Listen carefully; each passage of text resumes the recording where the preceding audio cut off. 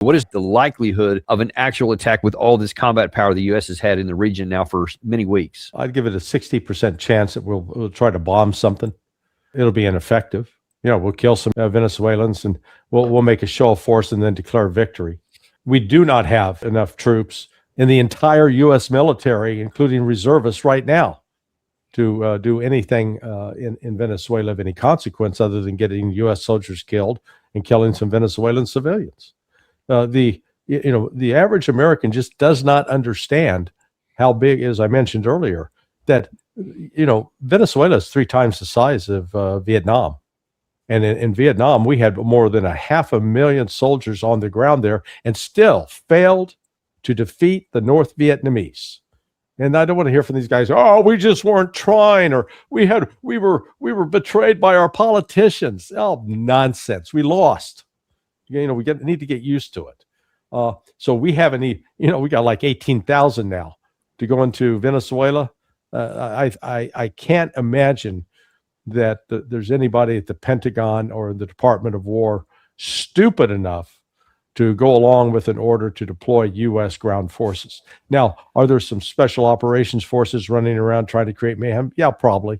But again, they're not decisive. It wasn't the special operations executive of the Brits in World War II that won World War II. It was a guy's named Zhukov in Russia that entered Berlin and destroyed and defeated the German army. It was ground troops, massive troops, and that's always accompanied by losses. So I think what the United States has been trying to do is to provoke a reaction from Maduro. And so far, he's not taken the bait. And I saw this before, Danny, back in 1988, when we were trying to provoke Manuel Noriega into doing something so that we could then justify invading Panama. And that effort started a year before. I think our invasion started in December of '88. It was in my branch, Central America branch, and the analyst who had the account, Alyssa, she was constantly meeting with the folks on the Directorate of Operations, and she was being apprised of what actions we were taking, what we were trying to do in order to provoke Noriega. Noriega didn't take the bait, and so well. And you speaking of taking the bait, that headline Gary's showing right there. To me, this was an attempt to get Maduro to take the bait. We had 2 military fighter jets for 40 minutes flying through the airspace of Venezuela, not in the ADIZ, not near it, not in their territorial or off their territorial waters, but actually in their airspace for 40 minutes, which, of course, if that ever happened to us, we would be going crazy and we'd be shooting them down, etc. We'd be, especially if it was like a Chinese or a Russian, I mean, we'd be losing our minds. But yet here we are without even a second thought, and no one even bats an eyelash that I've seen about us sending our fighter aircraft into their airspace of another sovereign country with no justification at all. That by itself is a problem. But I almost wonder, and you can give me your view, I almost wonder if we weren't hoping that they would have been attacked. Oh yeah, no, absolutely. This is a play. We've run this playbook many times, and we're like that bully in the bar, and he'll be up and he'll keep finger poking you until you throw a punch, and then they say, "Hey, I wasn't doing anything. He hit me." That's what we're doing. It's an old tactic. But Maduro, I think, is, he's talking to the Russians, he's talking to the Chinese, he's talking to the Iranians, he's trying to talk to other, neighbors like the president of Colombia. I suspect he's talking to Lula in Brazil as well. He's not going to take the bait, and instead they're making quiet preparations. If we're foolish enough to put troops in there on the ground, we'll have more people killed in Venezuela than we had killed in Iraq. But aren't we setting ourselves up for real trouble here with that last headline that Gary showed there? And that was also part of something that Trump said in that Politico interview earlier this week, where he said Maduro's days are numbered. So he said, I'm not going to tell you what we're going to do operational, and he insulted the reporter. But then he said, but yeah, his days are numbered. So it's Trump is kind of putting himself in a position, and I'd like your view on this particular point here too, that he's putting himself in a no-win situation. If he doesn't do anything, if he doesn't have any kind of attack after having all of that combat power, which continues to rise up, and as you said, now it's around 18,000 total personnel and all these ships and Marines and everything else, and making that statement, but then Maduro's days don't get numbered and they just keep on rolling on, and then we end up leaving. I mean, Trump's going to look pretty weak, and I fear, and what's your view on this, that Trump may go, well, I can't have that. I can't have this clown Maduro who's out doing Trump-like dances in front of everybody and mocking him, et cetera, and then succeeding, and then nothing ever happens, and we literally just leave and go home. I worry that we may have to say, well, we got to do something, and then what happens after that? Well, we started deploying our troops and these naval fleets into the Venezuela AOR in August. So let's just do the math. September, October, November. We're more than 3.5, 4 months into this. Now we're into December, almost halfway through December. And what have we accomplished? Well, we've accomplished putting ships out there that are costing a lot of money each day, and putting a stress on the crews because they're not, they're asking them to be ready, but nothing's happening. We don't have enough, 18,000 sounds like a lot. It's a pittance. Yeah, because a lot of that's naval craft. It's not even ground troops that even could do something. So it's a really small number of actual deployable ground troops. Right. And there's the ability of Venezuelan military and paramilitaries to carry out ambushes on any U.S. forces that get on the ground. It's not like Iraq, where at least in Iraq, you could see for miles in some direction. It was tough to hide, Yes. I can verify that. Yeah, not Venezuela. Venezuela's got a lot of jungle. Which you can verify because you've been in that area. You know the territory. Been there, done it, got the T-shirt. And I've been to Caracas. I've been to Barquisimeto. I've been down south in Venezuela. So, well, now let me ask you one other question here, because I know we're getting low on time here, but there's something that you have a kind of a unique knowledge about that is mostly not even on anyone's radar in the public. They're just talking about whether there's going to be action or not.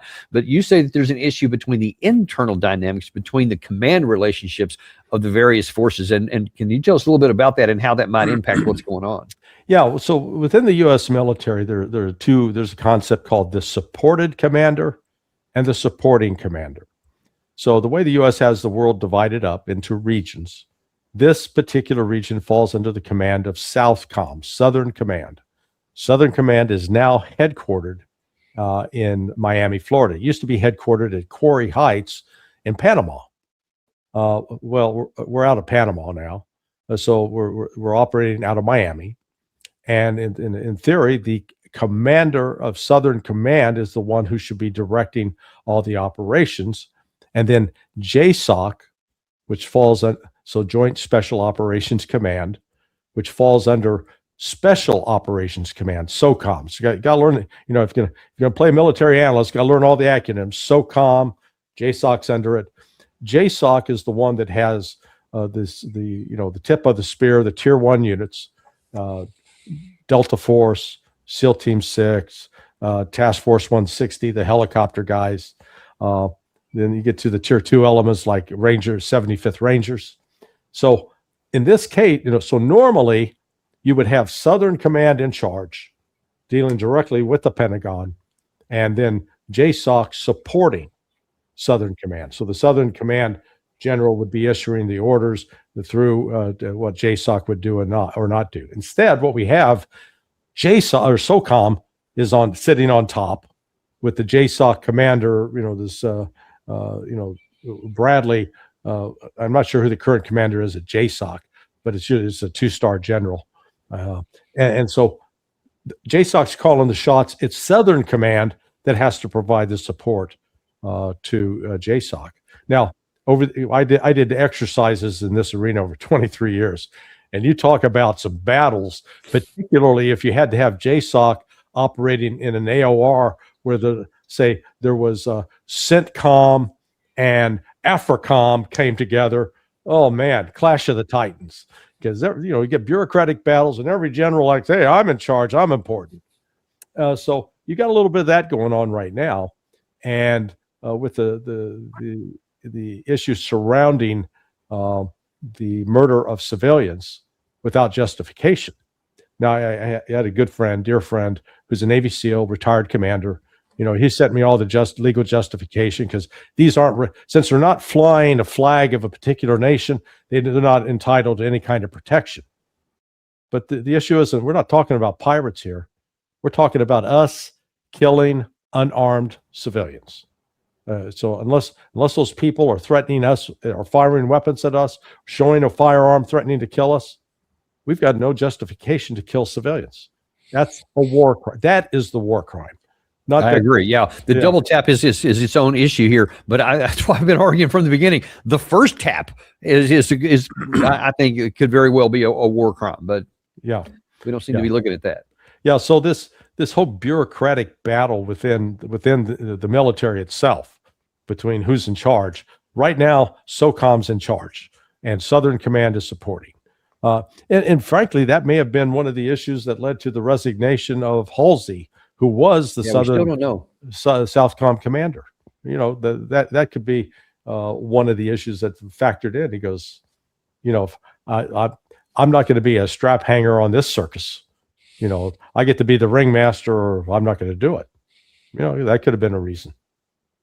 Right. So let's ask you in a different question here in the last few minutes you have. What impact could this issue, where all the focus is upon war crimes and who gave this order and was it justified, on just the boats out here? But what if you get a situation to where now then we're called to actually attack another country, which, according to the Constitution, requires a congressional declaration of war first, or if it's the 1973 War Powers Act, it either requires congressional authorization or an attack by that country against us. Otherwise, it's an illegal act. Is there any risk that it could cause some hesitation amongst some of the commanders, because they're going, I don't want to end up on some kind of a court docket after this is over? Could that come into play anywhere? Oh, yeah. No, absolutely. In fact, that's what, when the first Washington Post article came out on this, and Hegseth and Trump were just, reacting with great disdain. Oh, there's, just a loser Washington Post. What struck me was the number of sources within the military, within the Pentagon, within the Department of War that were talking. And basically they're saying, no. You're not hanging this on us. This was your call. And self-preservation kicks in. You've got that. Then the other issue is limited resources of the United States. We're not. This is what got me fired as a Fox News analyst back in November of 2002. I said the United States at that time was not capable of fighting a two-front war, and that if we were going to go into Iraq, we would be sacrificing going after bin Laden. Well, I think I was right, proven right by subsequent details. Well, I guarantee you right now, we have zero capability to engage Venezuela and then engage the Russians in Ukraine and possibly throw in the Iranians on, for dessert. I mean, and what about China? Oh yeah, we're so overstretched that so we're not sure what our priorities are.